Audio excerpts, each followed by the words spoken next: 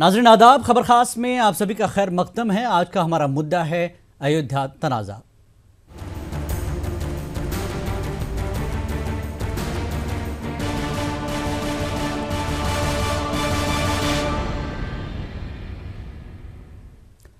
Ayodhya तनाज़ा case की समाअत आज हुई। इस मौके पर सीनियर एडवोकेट राजीव धवन ने मामले को इंतहाई अहमियत का हामिल बताते हुए इसे बड़ी बेंच को रेफर करने की अदालत से पुरजोर अपील की। मामले की अगली समाअत 27 अप्रैल को होगी।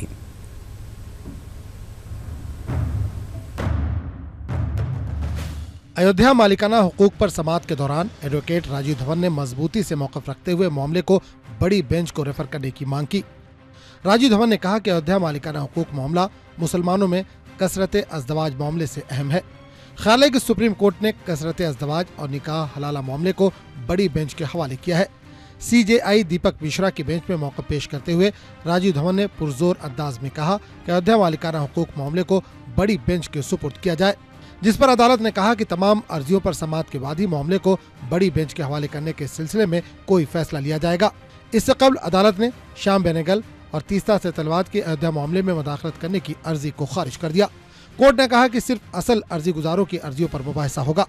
इससे कबल 23 मार्च को इस मुकदमे की समाअत KM सिद्दीकी की पैरवी कर रहे वकील राजीव धवन ने मौक़िफ़ रखते हुए कहा कि इस्लाम में मस्जिद की बहुत अहमियत है और एक बार मस्जिद तामीर हो जाए तो अल्लाह की मिल्कियत मानी जाती है, इसे तोड़ा नहीं जा सकता। Bureau report, news 18 Urdu. और एडवोकेट राजीव धवन के जरिए केस को बड़ी बेंच को रेफर करने के मुतालबे की कासिम रसूल इलियास ने हिमायत की है। कासिम रसूल इलियास AIMPLB की बाबरी मस्जिद कमेटी के रुकन है।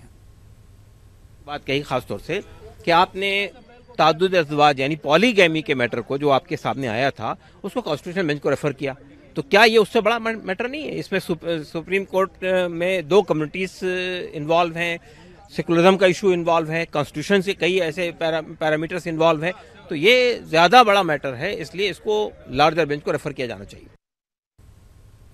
बहरहाल आज अयोध्या तनाज़े केस की समाअत हुई है और यह समाअत आज टल गई है। इस मौके पर राजीव धवन ने खासकर कहा कि मस्जिद एक बार बन जाए तो वो नहीं हट सकती और मामला मिल्कियत का भी है। मिल्कियत के मामले पर पहले फैसला आना है और इसी की तायद जैसा कि कासिम रसूल इलियास ने भी की है कि इसको बड़ी बेंच को रेफर किया जाना चाहिए। मुसलमानों के पास ये कसरत अज़दवाज या हलाला से बड़ा मामला है मस्जिद का, और इसी को लेकर कई सालों से सियासत भी चल रही है।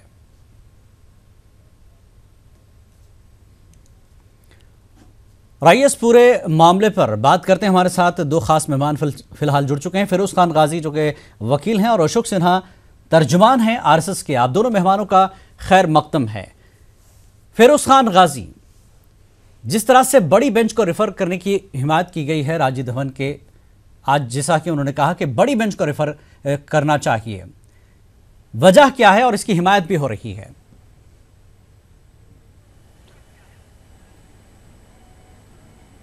जी, जहां तक मैं समझता हूं बड़ी बेंच से मुराद आपका कॉन्स्टिट्यूशनल बेंच से है। जी, दरअसल एक स्टैंड ये लिया जा रहा है कि इससे पहले जब लैंड एक्वायर हुआ था, जनाब VP सिंह जब वजीर आजम थे उस ज़माने में जी, तो उस ज़माने में एक पिटीशन पड़ा था। उस पिटीशन में यही बात हुई थी, कॉन्स्टिट्यूशनल बेंच को रिफ़र किया गया था और उसमें उन्होंने एक्विजिशन को जायज़ करार दिया था, लीगल करार दिया था और उसमें जो डिस्प्यूटेड एरिया है उसको उससे हटा दिया था। लेकिन मुझे एक बात समझ में नहीं आ रही है कि क्या ये लोग हमारे ये जो चाहे पर्सनल लॉ बोर्ड के नुमाइंदे हों या उनके स्पीकर हों या किस हिसाब से ये टाइटल के मसले को हलाला और तलाक सलासा से कैसे जोड़ रहे हैं? वो सब लीगल मैटर था और वो दूसरे नौइयत का मैटर था। यहाँ पर जब शुरू से स्टैंड हमारा ये है कि ये पूरा डिस्प्यूट जो है वो टाइटल सूट है, तो फिर उसको टाइटल सूट ही की तरह चलने दें जी। और ये चूंकि फर्स्ट अपील है, फर्स्ट अपील जो है लीगल राइट होता है, तो सुप्रीम कोर्ट यहाँ पर एज ए फर्स्ट अपील सुन रही है इस मसले को। ठीक, मैं माफ कीजिएगा, मैं ये दोनों इस चीज से मैं बिल्कुल इत्तफाक नहीं करता हूँ जो स्टैंड ले रहे हैं मुस्लिम पक्ष के लोग। ठीक है कि इसको कॉन्स्टिट्यूशनल बेंच को रिफर किया जाए। ठीक, बजाय। ठीक है मौलाना एजाज अरशद कासमी साहब भी हमारे साथ जुड़ चुके हैं। एजाज अरशद कासमी साहब, आप मुस्लिम पर्सनल लॉ बोर्ड के मेंबर हैं, बड़ी बेंच को रेफर करने की हिमायत की वजह क्या है? जैसा कि फिरोज गाजी कह रहे हैं कि पहली समाअत है, इस पर इस तरह की बात क्यों की जा रही है? देखिए, इस सिलसिले में हम लोग की ये कोशिश है कि ये फैसला जल्द से जल्द हल हो। अभी की जो बेंच है, अगर इसका कोई फैसला आता भी है जी, तो उसके बाद फिर ये मौका रहेगा कि हम बड़ी बेंच में जाएं। तो बड़ी बेंच में जाने के बाद और उतना ही ज़्यादा फिर टाइम लगेगा, फिर सारे प्रोसेस शुरू होंगे। इसलिए क्यों ना बेहतर है कि पहले ही बड़ी बेंच समाअत कर ले और उसके बाद ही ये फैसला जो है जल्द से जल्द हो जाए, निपट जाए, आगे जाने के तमाम रास्ते सबके लिए मसदूद हो जाए। तो इसलिए मुस्लिम पर्सनल लॉ बोर्ड का ये स्टैंड कि इस बात को लेकर के है कि ये फैसला जल्द हो, न कि इस बात को लेकर के है कि ये इसमें ताख़ीर हो, मौखर हो। जैसा कि कुछ लोग गुमराह करने की कोशिश कर रहे हैं और बार बार ये तासुर देने की कोशिश कर रहे हैं कि मुस्लिम पर्सनल लॉ बोर्ड के जो वकला हैं वो मामले को टालना चाहते हैं, आगे ले जाना चाहते हैं, फैसला नहीं चाहते। अरे जो मामला 70 साल में हल नहीं हुआ वो कोई एक दिन में थोड़े हल हो जाएगा। लेकिन कुछ लोगों की तरफ से भी कहा जा रहा है, जो बोर्ड की तायद भी करते हैं, वो कह रहे हैं कि 2019 के बाद ही होना चाहिए। बोर्ड की तायद करने वाले खुद चाह रहे हैं। नहीं, ऐसे भी ये फैसला मुमकिन ही नहीं है 2019 से पहले। हमारे वकील साहब जो पहले दिन खड़े हुए थे, हमारे वकील ने खुद चैलेंज किया कि मैं जो बहस करूंगा, हमारे बहस की मियाद कम से कम 100 डेज होगी जी। अब 90,000 कॉपियों पर मुश्तमल तमाम डॉक्यूमेंट्स है और एक एक पेज पर बहस होनी है, सारे सबूत और शवाहिद पर बहस होनी है, तो कैसे 2019 से पहले तमाम बहस मुकम्मल हो जाएगी? हमारे वकील ने तो खुद चैलेंज किया है कि मुझे अनलिमिटेड टाइम चाहिए, कोई टाइम फ्रेमिंग नहीं चाहिए, और मोर देन 100 डेज हमारे वकील उस पर बहस कर सकते हैं या अपनी बातें सबूत और शवाहिद के तौर पर पेश कर सकते हैं। तो जब इस तरह से हमारे वकील पेश करेंगे, दूसरे वकील हैं, दूसरे फरीक हैं, तो ये 2019 से पहले फैसला आने का कोई सवाल ही पैदा नहीं होता है। ठीक है, अशोक सिन्हा जी हमारे साथ मौजूद हैं, आरएसएस के तर्जुमान हैं। अशोक सिन्हा जी, जिस तरह से ये केस चल रहा है, अब इसी को आगे पीछे करने की कोशिश हो रही है, यहां नहीं सुना जाए वहां सुना जाए, कैसे देखते हैं आप इसको?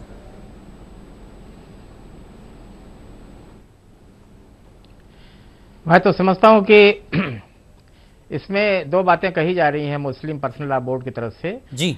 नमाज वाली जो आस्था का विषय है इनके कि जहां पर नमाज अदा की जाए वो मस्जिद में ही हो, उस विषय को तो ये लार्जर बेंच पे ले जाना चाहते हैं। ठीक, परंतु राम मंदिर का मसले को लार्जर बेंच में नहीं ले जाना चाहते।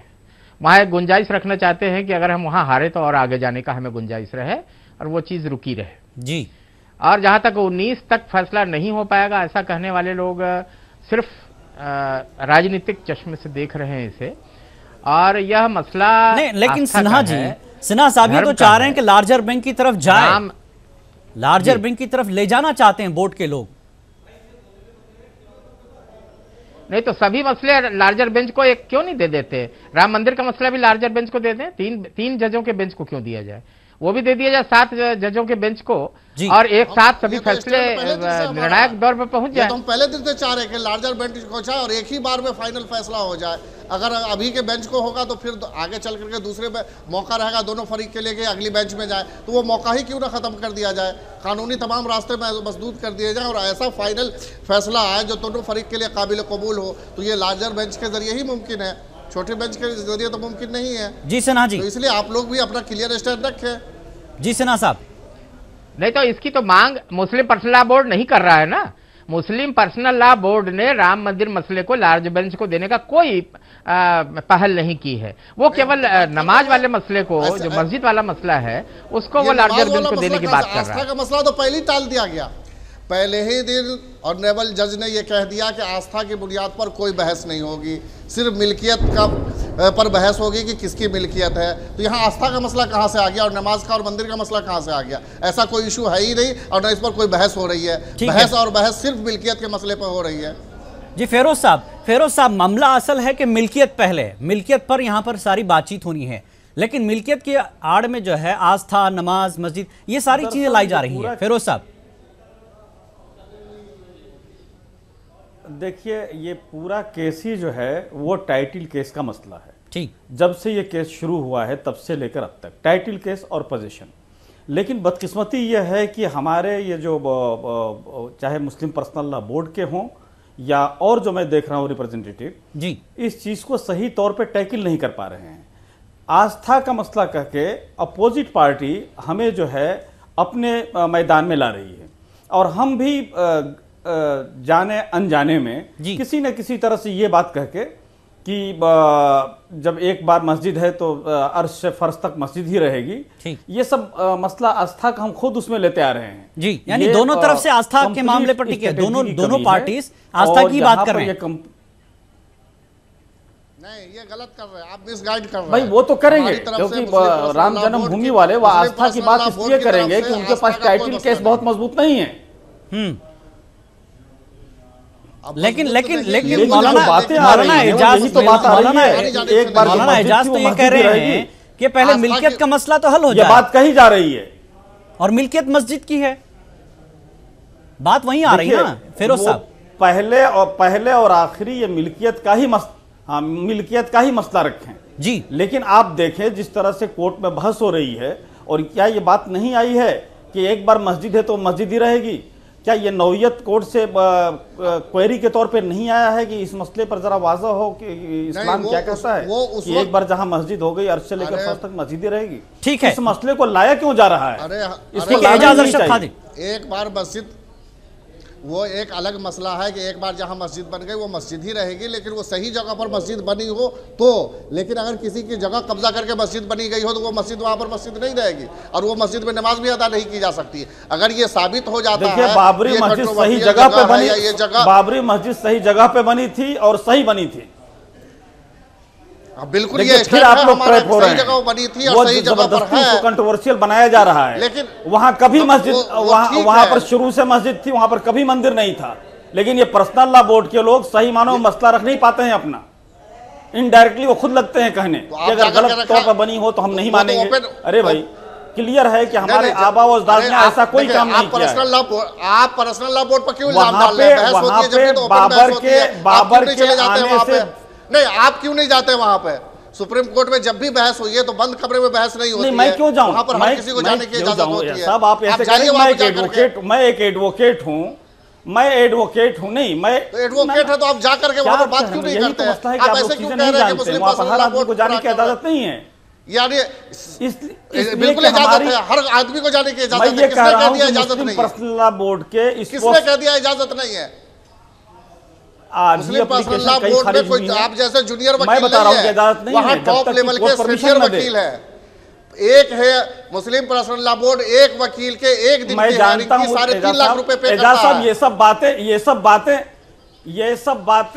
ये सब बातें आप नहीं कीजिए। ठीक है, देखिए मामला ये है कि आप कैसे रख रहे हैं, क्यों किस तरह से रख रहे हैं। बात ये है कि यहाँ पर मिल्कियत वाला मामला है, ठीक है, मिल्कियत वाला मामला है। पहले इस मामले को जहां से शुरू हो रहा है वहां पर उसको पहले सुनवाई तो होने दीजिए ना। आप देखिए ना, सुनवाई तो होने दीजिए ना। आप जरा देखिए, इसी सुनवाई शुरू हुई नहीं, आप लार्जर बैंक की तरफ जा रहे हैं। ये बोर्ड के स्पोक्स पर्सन है, इनको बात करने का मतलब कि तरीका नहीं मालूम है कि किस तरह से बात करें, और जूनियर और सीनियर पर आ गए। बात करने का तरीका आपसे सीखेंगे। नहीं देखिए, अब हम जातियत पर नहीं जा रहे हैं, हम यहाँ पर ये बोल रहे हैं कि टाइटल सूट का मामला है। आप बात को घुमाइए मत, ये सब बातें नहीं करनी चाहिए आपको इतनी भी खबर नहीं है कि कहां चाहिए। ठीक है, दोनों से रिक्वेस्ट है, आप दोनों चुप हो जाइए प्लीज, मेहरबानी। आप दोनों रुक जाइए। मामला यहाँ पर हम मिल्कियत को लेकर बात कर रहे हैं, जो कि बात वहां से आ रही है। ठीक है अशोक सिन्हा जी, मामला यहाँ पर टाइटल सूट का है, आस्था का नहीं। तो पहले टाइटल सूट पर ही बहस हो जाए, टाइटल सूट पहले क्लियर हो जाए। लेकिन यहां पर जैसा कि फेरोज कह रहे हैं कि दोनों तरफ से आस्था को बुनियाद बनाकर मामले को जो है पीछे डालने की कोशिश की जा रही है। क्या कहेंगे सिन्हा साहब? उलझाया जा रहा इस केस में high court court of evidence है और supreme court court of law है। कोर्ट ऑफ एविडेंस में सारे सबूत दिए जा चुके हैं और उस आधार पर वहां के न्यायालय ने जी उसका 2/3 भाग हिंदू समाज को दिया है और रामलला जहां पर विराजमान है उस स्थान को रामलला का स्थान माना है। अब कोर्ट ऑफ लॉ में यह तय होना है सुप्रीम कोर्ट में कि हाई कोर्ट का जजमेंट सही है या गलत है। इसको आप टाइटल सूट कह लीजिए और चाहे जो कह लीजिए, पूरे हिंदू समाज, भारतीय समाज का यह मत है कि रामलला का जन्म स्थान उसी स्थान पर हुआ था। हजारों हजार साल से उस स्थान को रामकोट कहते हैं, मोहल्ले को। और रामकोट यानी किला बहुत बड़े व्यापक पैमाने पर बना था, वहां मंदिर राम का था पहले। और उस स्थान को तोड़ करके फिर वहां पर मीर बाकी ने मस्जिद तामीर की है। ये बात हाईकोर्ट लेवल पर अच्छी तरीके से डिस्कस की जा चुकी है और ए अहमद साहब की पुस्तक भी, जो जियोलॉजिकल सर्वे ऑफ इसके आर्कियोलॉजिकल सर्वे ऑफ इंडिया के रीजनल डायरेक्टर थे, उन्होंने भी अपनी पुस्तक लिखी। उसमें साफ साफ कहा है कि इस स्थान पर पहले मंदिर था, मंदिर के कई सबूत हैं और यही चीजें तो डिस्कस हुई है ना, यही सारे मामले, यही मामला है कि इसको तफसील से आगे बड़ी बेंच में, बड़ी अदालतों में सुना जाएगा, इस पर बात होगी। फेरोज साहब आपने अभी जैसा बड़ी अदालत में केवल यह सुना जाएगा कि हाईकोर्ट का निर्णय सही है या गलत है। जी फेरोज साहब क्या कहेंगे? जी हाई कोर्ट जो है, यहाँ पे सुप्रीम कोर्ट, इसमें दो राय नहीं है कि फर्स्ट कोर्ट ऑफ अपील की हैसियत से सुन रही है, ठीक, और पूरे ट्रायल कोर्ट के यानी कि हाई कोर्ट के पूरे जजमेंट को इवेलुएट करने का हक है फर्स्ट अपील में। तो ये सभी चीजें इवेलुएट होंगी और ये सब जो है लोगों को जो गुमराह करने की कोशिश की जा रही है कि आर्कियोलॉजिकल सर्वे ने ये कह दिया है कि वहां पर मंदिर था, मंदिर को तोड़कर मस्जिद बनाया गया था, ये सब गलत बयानी है। इसके कोर्ट में एविडेंस नाम की इस किस्म की कोई चीज नहीं है कि कोई मंदिर को तोड़कर बनाया गया था। ये एक पक्ष का अपना ये हो सकता है, एक पक्ष की बात हो सकती है, लेकिन कोर्ट ने इस किस्म की कोई बात नहीं कही है पूरे जजमेंट में। किस आधार पर रामलला भूमि को रामलला के नाम से दिया गया है हाई कोर्ट में, जरा वो आधार बता दीजिए वकील साहब। नहीं, अगर ये आप इसको अगर हकीकत नहीं मानते दिया गया तो हम है आपसे प्रश्न पूछते हैं कि मैं वही बता रहा हूँ, मैं वही जी सिन्हा जी बता रहे हैं, फिरोज बता रहे हैं, क्यों माना? सिन्हा साहब, फिरोज साहब बता रहे हैं आपको। जी फिरोज साहब, मैं वही बता रहा हूं कि देखिए शुरू ही से हमारा स्टैंड ये रहा है कि वहां पर टाइटल सूट था। हम इसी चीज को कह रहे हैं कि जो ट्रायल कोर्ट ने यानी जो हाई कोर्ट ने जो जजमेंट दिया है, इस ट्रायल सूट को पार्टीशन सूट में तकरीबन तब्दील किया गया है, यही इल्लीगल है। यही तो हमारा स्टैंड है, यही हमारा स्टैंड है कि वहां पर बाबरी मस्जिद, और बाबरी मस्जिद जिस जगह पर बनी है उस जगह की मिल्कियत सिर्फ और सिर्फ मुसलमानों के पास है और मुस्लिम वक्फ बोर्ड के, सुन्नी वक्फ बोर्ड के पास है। ये हमारा स्टैंड है। जो पार्टीशन कर दिया गया उसमें राम लल्ला अखाड़ा और निर्मोही अखाड़ा को भी दे दिया गया और 1/3। यही तो हमारा ऑब्जेक्शन है कि यह गलत डिसीजन है। मीर बाकी शिया था। मीर देखिए मस्जिद में कोई शिया बनाने में कोई शिया नहीं होता है। ये मामला है ही नहीं अभी, ये मामला है ही नहीं अभी। मौलाना जबरदस्ती बात है इस वक्त इस चीज को लेकर। सिन्हा साहब इस मसले को जबरदस्ती अपना रहे हैं। यहाँ शिया सुन्नी का मस्जिद नहीं है, मस्जिद होती है और ये हिंदू समाज का मसला नहीं है, ये हिंदू समाज का कतई मसला नहीं है, ये सिर्फ ब्राह्मण समाज का मसला है। जैसे आप कह रहे हैं कि शिया सुन्नी का मसला है, तो मैं बताऊं कि हिंदू समाज का मसला नहीं है, नहीं सिर्फ ब्राह्मण आप हिंदू समाज को तोड़ने की कोशिश कर रहे हैं। लेकिन सिन्हा साहब आप फिर मस्जिद वाले मामले पर आस्था है कि रामलला का जन्म उसी स्थान पर हुआ था और वहां मंदिर बनेगा। अब देखिए राम लल्ला जी का जन्म कहां हुआ था, अगर आपकी आस्था है तो उस आस्था का हम जरूर आदर करते हैं, लेकिन आप ये कहें कि आप भी माने कि राम लल्ला वहां पर पैदा हुए थे 4 लाख साल पहले, तो ये हमारा आस्था नहीं हो सकता है, या आपका आस्था हो सकता है, उसकी हम इज्जत करें आप, लेकिन आप ये चाहें कि उस आस्था को हमारे ऊपर थोपे। नहीं, आस्था तो वकील साहब आपकी भी होनी चाहिए। तो कोई इस राष्ट्र का जो नींव है वो इस राष्ट्र की संस्कृति और इतिहास पर बना हुआ है, महापुरुषों पे बना हुआ है। नहीं, लेकिन आप इस बात से इनकार कर रहे हैं। यहाँ पर बात आस्था की नहीं हो रही। देखिए मसला आके फिर आस्था पे ही अटक रहा है, मामला सारा आस्था पर आकर अटक रहा है। बात यहाँ पर मिल्कियत की हो रही है, आस्था की नहीं हो रही। और अदालत ने भी कहा कि वो आस्था पर फैसला नहीं देगा, वो आस्था पर फैसला नहीं देगा। जवाब दे दे वकील साहब, अगर वकील साहब हमारे सिर्फ एक बात का जवाब दे दे प्लीज, हमारे एक बात का जवाब दे दें। आप इस देश के महापुरुषों को अपना महापुरुष मानते हैं कि नंबर 1 इस देश की संस्कृति और इतिहास को अपना इतिहास मानते हैं कि नहीं? जी फिरोज साहब,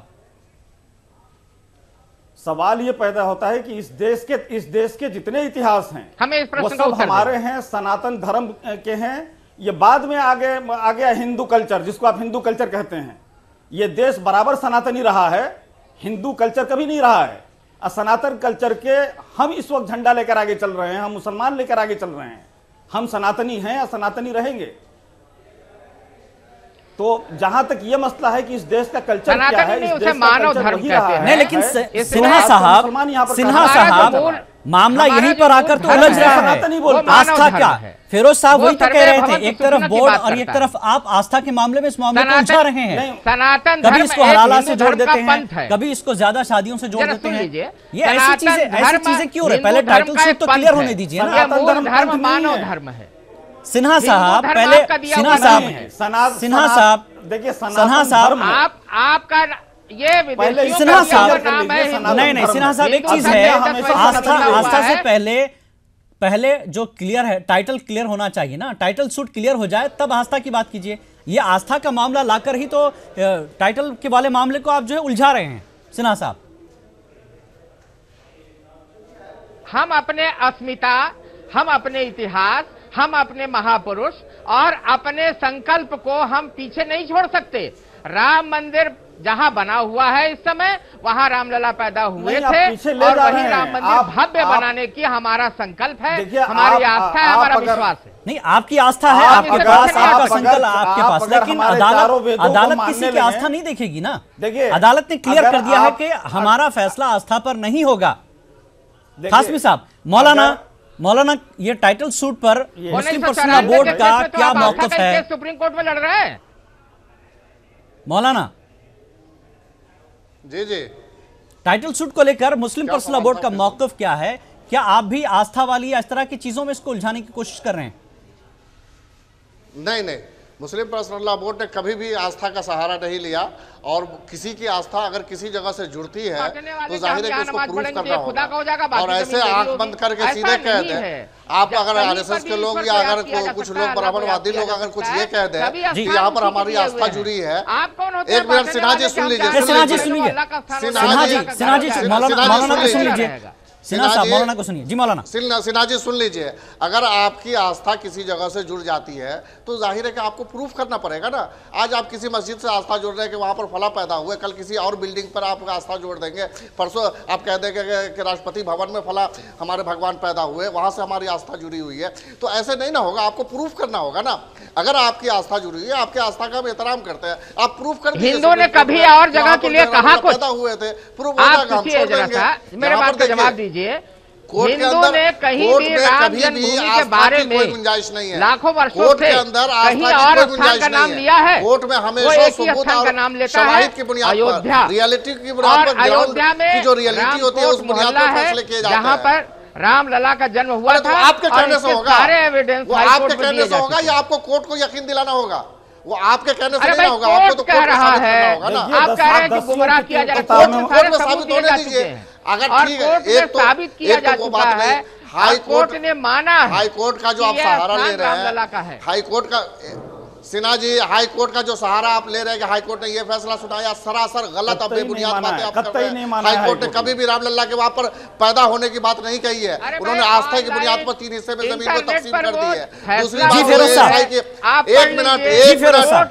सिन्हा जी, एक मिनट, दूसरी बात जो आप एएसआई की रिपोर्ट का हवाला कर देते हैं, एएसआई की रिपोर्ट में कहीं भी मंदिर का जिक्र नहीं आया है। एएसआई की रिपोर्ट में कहा गया है कि 12वीं शताब्दी के ओल्ड स्टोन पाए गए। अब चलिए ठीक, कहीं भी खुदाई होगा तो नीचे कोई ना कोई स्टोन पाए जाएंगे। ओल्ड स्टोन का जिक्र है, वहां पर राम मंदिर का जिक्र नहीं है किसी भी एएसआई की रिपोर्ट में। तो इस तरीके से देश को गुमराह मत क्या कीजिए। फिरोज खान गाजी साहब, लास्ट कमेंट आपसे लेना चाहूंगा। आस्था सेट का टाइटल सूट क्लियर होना है जी, इस मामले पर आपका आखिरी कमेंट जी।